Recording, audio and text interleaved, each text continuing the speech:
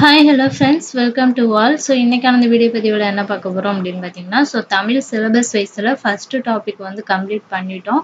So அது test வச்சு plus previous year questions எல்லாமே கம்ப்ளீட்டாக முடிச்சிட்டோம். ஸோ இது செகண்ட் டாபிக். இதில் மெட்டீரியல் கொடுத்து உங்களுக்கு டெஸ்ட்டெல்லாம் வச்சாச்சு. ஸோ இன்றைக்கி ப்ரீவியஸ் இயர் கொஷின் தான் பார்க்க போகிறோம். செகண்ட் டாபிக் என்ன அப்படின்னு பார்த்தீங்கன்னா, தொடரால் குறிக்கப்படும் சான்றோர் அடைமொழியால் குறிக்கப்படும் நூல். ஓகேங்களா? ஸோ இது ரெண்டுமே சேர்த்து 2012லேருந்து 24 வரைக்கும் கேட்ட கொஷின்ஸ் எடுத்திருக்கோம். ஸோ இப்போ தொடரால் குறிக்கப்படும் சான்றோரில் மொத்தமாக ஒரு 4 கொஷின்ஸ் இருக்கு. ஸோ இதில் கம்மியாக தான் கொஷின்ஸ் கேட்டிருக்காங்க. ஸோ அதனால இதுக்கு இம்பார்ட்டன்ட் கொடுக்க வேண்டிய அவசியம் இல்லை அப்படின்னு யாரும் நினைக்க வேண்டாம்.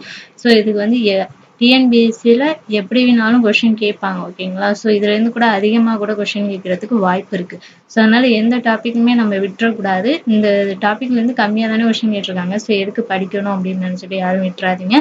ஸோ எல்லாத்தையுமே நம்ம தரவாக படிச்சுட்டு போயிடலாம். ஸோ இப்போ வாங்க இந்த ப்ரீவியஸ் இயர் கொஷின் என்னென்ன கேட்டிருக்காங்க அப்படிங்கிறத பார்க்கலாம். ஸோ ஃபர்ஸ்ட் தொடரால் குறிக்கப்படும் சான்றோர் இதுலேருந்து 4 கொஸ்டின்ஸ் இருக்கு. ஸோ அது என்னென்ன அப்படிங்கிறத பார்த்தலாம். நாட்டுப்புறவியலின் தந்தை என்று அழைக்கப்படுபவர் யார்? நாட்டுப்புறவியலின் தந்தை என்று அழைக்கப்படுபவர் யார்? சரியான விடை பார்த்தீங்கன்னா ஆப்ஷன் ஏ, வானமா மலை. ஸோ இவர் தான் நாட்டுப்புறவியலோட தந்தை என்று அழைக்கப்படுகிறார். செகண்ட் கொஸ்டின் பாருங்க. புலன் அழுக்கற்ற அந்த நாளன் யார்? புலன் அழுக்கற்ற அந்த நாளன் யார்?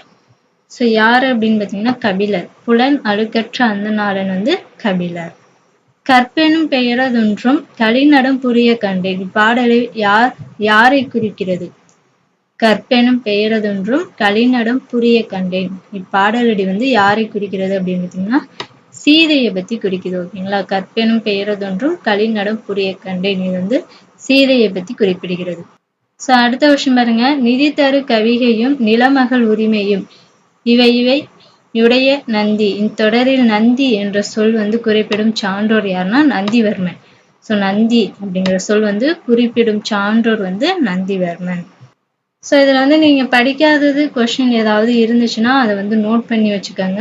ஸோ அதுக்காக தான் உங்களுக்கு நான் ஒரு டாபிக் முடிச்சோடனே ப்ரீவியஸ் இயர் கொஷின் கொடுக்குறேன். எப்படி கொஷின் கேட்டிருக்காங்க அப்படிங்கிறது உங்களுக்கு ஒரு ஐடியா கிடைக்கும் அப்படிங்கிறதுக்காக. ஸோ நீங்கள் எதுவும் படிக்காத கொஷின் வந்துருந்துச்சுன்னா அதை நீங்கள் நோட்ஸ் எடுத்து வச்சுருந்தா அதிலே பக்கத்துலேயே இதையும் நோட்ஸ் எடுத்து வச்சுக்கோங்க.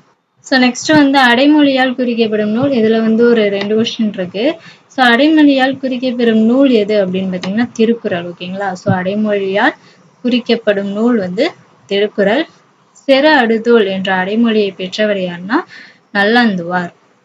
சாரி, நல்லதானார். செர அடுதோல் என்ற அடைமொழியை பெற்றவர் நல்லதானார், நல்லாதனார். ஓகேங்களா? ஸோ அடைமொழியால் குறிக்கப்படும் நூல் திருக்குறள். செர அடுதோல் என்ற அடைமொழியை பெற்றவர் நல்லாதனார். ஸோ ஃபைனலாக பார்த்தீங்கன்னா இந்த செகண்ட் டாப்பிக்கே நம்ம கம்ப்ளீட் பண்ணிட்டோம். ஸோ இது வரைக்கும் எந்த ஒரு மெட்டீரியலும் படிக்காதவங்க நம்ம டெலகிராமில் மெட்டீரியல்லாம் சென்ட் பண்ணியிருக்கேன். ஸோ அதை டவுன்லோட் பண்ணி படிங்க. படிச்சுட்டு டெஸ்ட்டெல்லாம் அட்டென்ட் பண்ணி பாருங்கள். பார்த்துட்டு அதுக்கப்புறமா இந்த ப்ரீவியஸ் இயர் கொஷின் பார்த்தீங்கன்னா உங்களுக்கு ஒரு ஐடியா கிடைக்கும். ஸோ இந்த வீடியோ உங்களுக்கு யூஸ்ஃபுல்லாக இருந்துச்சுன்னா ஒரு லைக் பண்ணிடுங்க. மறக்காம நம்ம சேனலை சப்ஸ்கிரைப் பண்ணிக்கோங்க. தேங்க்யூ.